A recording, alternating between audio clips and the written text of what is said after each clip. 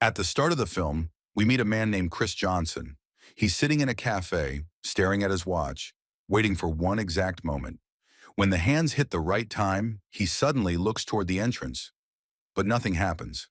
Chris lives in Las Vegas and earns money performing in a small show under the stage name Frank Cadillac. He does prediction routines, but the crowd treats it like just another magic trick. He pulls a girl from the audience on stage and predicts, down to the exact second, when her necklace will slip off. The room applauds, impressed by the timing, but in that very moment, two FBI agents in the audience are watching Chris closely. How many people are here from the Orient? Raise your hands. You, sir, where are you from? When he's not performing, Chris gambles at a casino. He places tiny bets and wins small amounts using his gift. The main rule, no big wins and no jackpots. He doesn't want attention. Even so, the casino security team, led by Chief Roy Ball, tracks Chris through surveillance cameras. Something about the way he plays looks suspicious. Then the boss sends security to Chris's table. Chris senses it coming and heads to cash out his chips. Oh, he's not counting. Not off the top of a 5 shoe. Wait a minute. Isn't that 2-bit magic act over at the back page? What's his name? Cadillac. Yeah, Frank Cadillac. On the way, Chris catches a quick glimpse of the future. In a few seconds, a robber with a gun will walk up to the cashier and shoot 2 employees. Chris reaches the counter at the exact instant the armed man appears. The robber raises his weapon, but Chris snatches it in a lightning move and takes him down. Disaster avoided. But casino security has no idea what really happened. All they see is Chris holding a gun, so they rush him. Every guard gets the order to catch him. With his ability, Chris slips through them easily. After all, he can see about 2 minutes ahead of every move they're about to make, weaving between them like a shadow. I'm sorry. Bring up the other cameras. In the parking lot, Chris steals the first car he spots and speeds off. Now the stakes jump. The police join the chase. A pursuit tears through Las Vegas streets. Chris heads toward railroad tracks. He sees a train about to pass in seconds, yet he won't have enough speed. So he replays his future, floors it harder, and blasts across before the train blocks the way. It works. The train cuts off the pursuers, and Chris gets away. FBI agent Callie Ferris reviews the casino footage of Chris's escape. She studies every step he took. Callie realizes this man truly has an impossible ability. Her boss interrupts, pulling her back to the real priority. Terrorists have stolen a nuclear device and plan to detonate it in Los Angeles. The FBI is scrambling to find the bomb, but they're getting nowhere. The boss doesn't care about Chris, but Callie persuades her superiors that Chris could be the key. She calls in Roy Ball and questions him, trying to understand how Chris does what he does. After analyzing the recordings of Chris's play, Callie concludes he can see the future at least a minute and a half, maybe 2 minutes ahead. That's enough to help locate the bomb. Meanwhile, Chris reaches his old friend Irv. The older man scolds him for stealing a car and worries he's headed for trouble. They play billiards and talk about the girl Chris saw in his visions. She's the only person he's ever seen beyond the 2-minute limit. Chris is convinced the stranger from the diner could be his true love. Irv tells him to drop it and stop taking risks. Suddenly, Chris goes still. He sees that an FBI agent will arrive in about a minute, but this time he won't run. He wants to know what they want from him. A cop? Well, then you gotta go. Hold on. I want to see how much she knows. What she wants from me. Callie walks in. She asks Irv to step out and stays alone with Chris. She hints at his precognition, but Chris plays dumb, pointing to his stage act. Callie doesn't let it slide and goes straight to the point. She explains the stolen nuke and asks for help, appealing to patriotism and duty. Chris flatly refuses. He doesn't want the government learning what he can do. So Callie switches to pressure. She brings up the stolen car and other violations. She offers a deal, but Chris won't budge. He refuses, and armed FBI agents storm in and surround him. Then time snaps backward again. Chris had already calculated this future. He slips out through the back. When Callie enters the billiards room, she finds only Irv playing alone. Callie realizes she missed him by just a couple seconds. He's gone, right? Roy Ball heads to his car in the parking lot. A strange couple stops him. They introduce themselves as gaming commission employees and ask about Chris Johnson. Roy says he knows nothing. Without hesitation, they shoot him in both knees and drop him. With a knife at his throat, they threaten to kill him unless he tells them everything about the prophet. They know a man with abilities like that could ruin their plan. In agony, Roy spills what he knows. Chris is back at the same roadside diner. He's sipping a cocktail and checking his watch. This time he's certain. The door opens, and the girl from his visions finally walks in. She passes a frozen Chris and sits at a table. Chris approaches and asks if he can sit. She brushes him off coldly. Chris uses his gift. He runs through multiple future versions, trying different lines and approaches. Over and over, time resets, and he tries again. Nothing works. The girl clearly doesn't want to talk. Then a man in a white suit enters. He calls her Liz and sits with her. He's her ex, Kendall. He begs for another chance, but Liz refuses. Kendall raises his voice, then grabs her arm roughly. Chris steps in. Kendall tries to punch him, but Chris dodges every swing, seeing each strike seconds before it lands. While it's happening, Chris introduces himself and does a cheap coin trick. Liz isn't impressed. Chris sees this path doesn't work either. Time rewinds again. Everything repeats the same way. Except now Chris chooses to take Kendall's punch. Kendall cracks him in the face, and this time it works. Liz drives Kendall off and helps Chris up. She invites him to sit with her. Chris says his car was stolen and he needs to reach the Indian reservation. Liz is going there anyway. She teaches at the local school, so she agrees to give him a ride. They get in the car and hit the highway. The two drive past the Grand Canyon's beautiful scenery. Chris tries to talk like their meeting was fate. Liz doesn't share the romance. She stays cautious and closed off. Meanwhile, Callie and her partner Kavanaugh question the diner staff. The waitress tells them where the couple went. Kavanaugh then tells Callie about Roy Ball. He was found dead with his throat cut. Now it's obvious. The terrorists are hunting Chris too. They want him gone before he can interfere. After that, we cut to a seaport where men unload containers holding the nuclear device. They're the same people who killed the casino chief while searching for Chris. Later, Chris and Liz arrive at the Indian settlement. Liz brings a birthday gift for one of her students. Chris joins in too. He does a trick for the kid, turning a stone into a tiny lizard. The boy is thrilled. Liz starts warming to Chris. That night, they drive through rain. Liz falls asleep against Chris's shoulder. Ahead, road crews have blocked the route. The storm washed out the road, and no one can pass. They turn around and check into the nearest roadside motel. FBI traffic cams pick up Liz's car. Callie orders Kavanaugh to move immediately. They still have a chance to catch the prophet. Chris and Liz check into the Cliffhanger Motel. The room has only one bed. Chris acts like a gentleman and says he'll sleep in the car. Liz doesn't argue, but she sighs heavily. She can't sleep, gets up, and stares out the window. In the morning, Kavanaugh reports Chris's exact location to Callie. Callie starts planning the capture. At the same time, an urgent briefing is underway at FBI headquarters. Director Wisdom announces the highest nuclear alert. He tears into his team for having no leads or suspects. The situation is critical. Detonation could happen any moment. Callie pushes in and requests a capture team for Chris Johnson. She insists he's the only one who can help find the bomb. The director agrees. The FBI mobilizes everything. The terrorists are watching FBI movement.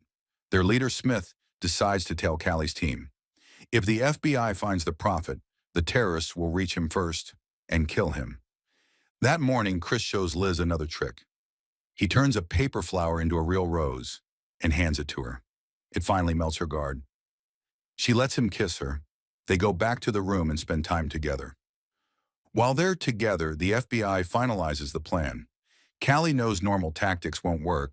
Chris sees 2 minutes ahead and always slips away. They need something smarter. They decide to use Liz. When Liz drives out to shop, Callie intercepts her. She flashes her badge and offers a ride. Liz is stunned. Callie shows casino footage where Chris is holding a gun. She convinces Liz that Chris is a dangerous criminal, maybe even a psychopath, that he used Liz to hide from the law. Callie gives Liz strict instructions. Slip Chris a sleeping pill exactly 2 minutes after he steps out of the shower. In that window, he won't have time to see the threat. Liz is confused, but she agrees, thinking she's doing the right thing. Liz returns and sends Chris to shower. FBI agents take positions around the motel and check their watches. But they aren't alone. On a nearby hill, terrorists watch the motel entrance through a sniper scope. The shooter is ordered to kill the prophet at the first chance. Liz pours pills into a glass of water. Chris comes out. She offers the glass, then can't do it. She stops him and tells him the whole FBI plan. She can't betray someone she actually likes. Chris isn't shocked. He already saw this version coming. He thanks Liz for being honest and admits his gift. To prove it, he turns on the TV and repeats the anchor's lines a second before they say them. Liz can't believe what she's seeing. She believes him. Then Chris hands her a note with instructions. He tells her he has to leave, but he'll find her again if she waits. He gives her $10,000, kisses her, and walks out. Callie realizes the plan failed. She sees Chris leap from the second floor straight into the canyon and sends a team to intercept. Liz follows Chris's instructions. She starts the car, jams a brick on the gas pedal, and sends the vehicle down the slope. The car slams into the motel's huge decorative log structure. Chris runs down the hill. The terrorist sniper fires, but Chris dodges cleanly, seeing the bullet's path in advance. Then Liz's car, after hitting the decoration, starts rolling down from above.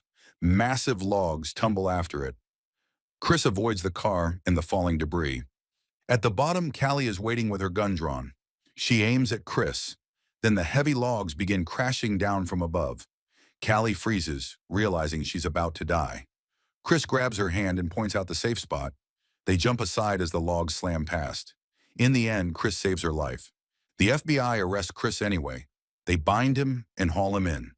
At the same time, terrorists kidnap Liz. They realize she matters to the prophet and decide to use her as bait. Next, Chris is strapped to a chair at FBI headquarters. Special clamps hold his eyelids open so he can't blink or close his eyes. Callie turns on live TV news. The idea is that Chris will look into future broadcasts and pinpoint where and when the attack will happen. Chris is pushed into the future. On the news, he sees a nightmare. Liz is on a rooftop, wrapped in explosives. The bomb detonates. Liz dies. Chris screams and snaps back to the present. He refuses to do it this way. Callie doesn't understand. Chris demands immediate release. He's moved into a holding cell. Chris asks a guard for a cigarette. Using his gift, he runs through dozens of escape possibilities until he finds the perfect one. At the right moment, he knocks the guard out and slips out. Seeing ahead, he dodges every agent inside and escapes onto the streets of Los Angeles. Chris races to save Liz. An FBI capture team is right behind him. He climbs onto the roof of a multi-story parking garage, the exact roof he saw in the future. Callie arrives. This time, Chris can see 2 full hours ahead, far beyond his normal range. He realizes the future he saw is a terrorist trap. Chris offers Callie a deal. He'll help find the bomb if they save Liz. Callie agrees. They have no alternative. Chris steps onto the roof fully exposed. On the neighboring building, a terrorist sniper lines him up. A shot cracks. Chris fakes getting hit and falls. The FBI team identifies the shooter's position and opens fire. The sniper is taken out. Chris stands up, unharmed. Chris looks farther ahead and sees the license number of the van bringing Liz. At that moment, terrorists load Liz, still wrapped in explosives, into the van. They're taking her to the port as bait. Chris briefs the FBI team and personally directs the operation, where to move and when to strike. The assault begins. The van is stopped at the exact location. The terrorists try to flee. On Chris's call, Callie shoots fuel barrels near the van. The explosion flips the vehicle. Liz crawls out and hides among the port docks. Chris leads the team to reach her, but the terrorists grab her first and use her as a human shield. They retreat, covering themselves with the hostage. Chris and the team pursue them onto a massive tanker. With his gift, Chris sees where the terrorists planted explosive traps and guides everyone along a safe route, avoiding multiple bombs. Then something unbelievable happens. Chris seems to duplicate himself. He runs through dozens of future possibilities at once, scanning every corner of the tanker for Liz. It's like multiple Chris's are moving around the ship simultaneously. He finds Liz. The team takes down several terrorists in a firefight. One FBI agent is killed, Callie's partner Kavanaugh. Callie takes the loss hard. Chris leads the team into the tanker's hold. There they find Smith, the terrorist leader, holding Liz in front of him with a gun pressed to her head. Smith threatens to kill her if anyone comes closer. Chris rapidly runs through possible outcomes. Most end with someone dying.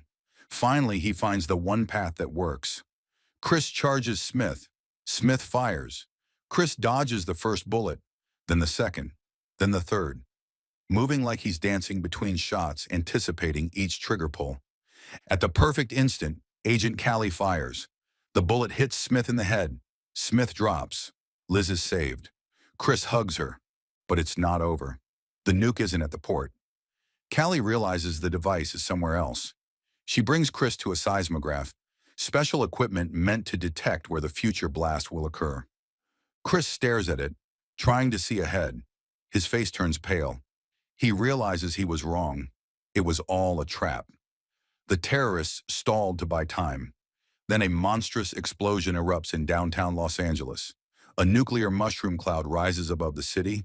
The shockwave wipes out everything living. Millions die. Chris and Liz watch in horror. The shockwave hits them. White flash. The end. Chris opens his eyes. He's in the cliffhanger motel room. Liz is sleeping peacefully on his chest. Outside, it's morning. The explosion, everything, was only one possible future. Chris looked far ahead and saw the catastrophe that happens if he refuses to help. Chris grabs the phone and calls Callie. He agrees to help on one condition. Liz stays out of it. Callie promises Liz will be protected. Chris wakes Liz. He tells her he has to leave for something important, but he will come back. He asks her to wait. He kisses her and walks out. He sits on the motel porch, thinking. A black SUV pulls up. Agent Callie steps out. Chris gets in. They drive off to save Los Angeles. The film ends. Chris finally understands his ability isn't just a trick for personal benefit. With great power comes great responsibility. He can change what's coming and save millions.